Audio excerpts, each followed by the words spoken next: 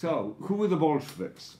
They were Russian socialists at the end of the 19th century and the first years of the 20th century, who set out to build in Russia a socialist movement of the sort that socialists and Marxists had built in Germany, the SPD in Germany.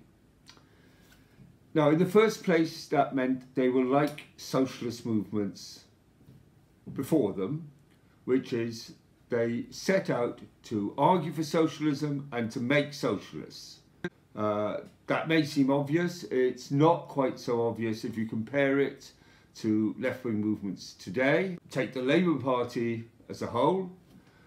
The leaders of the Labour Party now, on good days, they will say they're socialists, but what they advocate as policies is a bit of higher taxes, a bit of better welfare, better public services, and unlike reformists in the past, they don't even offer you a vague idea of how that sort of change might go on incrementally, bit by bit, and in the end bring you to a different sort of society. It just is what it is.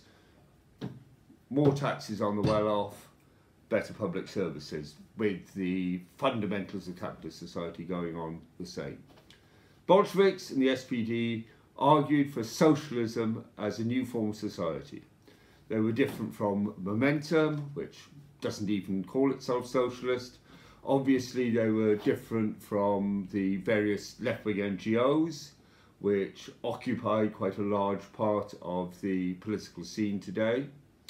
Obviously, they were different from currents like the Morning Star, which has for peace and socialism on its masthead. But if you look at what they mean by socialism, it's not quite the old USSR. It's meant to be a bit more democratic, but they have no clear idea they're arguing for. So they were socialists. How they define themselves as different from previous socialists is that for them, socialism wasn't just a good idea and you were just going to convince enough people of this good idea. Socialism was something that came out of the class struggles of the working class. It came out of the working class acquiring, developing and giving organised form to class consciousness. Their efforts for socialism were not just arguing for socialism in general. They were a combination of efforts on three fronts, which they called the ideological front, the economic front and the political front. The ideological front, there's one account of the Russian Revolutionary movement which says you can divide it into the people who started off with bombs, they wanted to assassinate the Tsar, and the people who started off with books. They wanted to read books to understand society. And at first it looked like those who started off with bombs, who were the populists, were the real revolutionaries. Those who started off with books were the bookworms who weren't going to do anything. In fact, it was those who started off with the books who made the revolution. The SPD in Germany was their model there. One of the SPD's major activities was setting up workers' libraries where workers would come to borrow books, to read books, to discuss books. The economic front, the SPD built the trade unions in Germany. They didn't just intervene in them, they built the trade unions.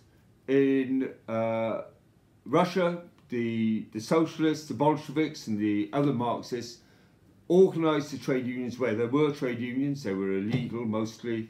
They led the strikes.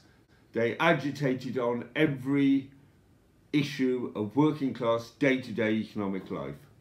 And politically, they agitated also for democracy, for civil rights, every anti-democratic abuse in society. I said that they set out to make socialists. They set out to make democrats too, because these are societies, Germany and even more so Russia, where being a democrat isn't obvious. Everybody's a democrat. To be a democrat was to be a revolutionary. And they made democrats.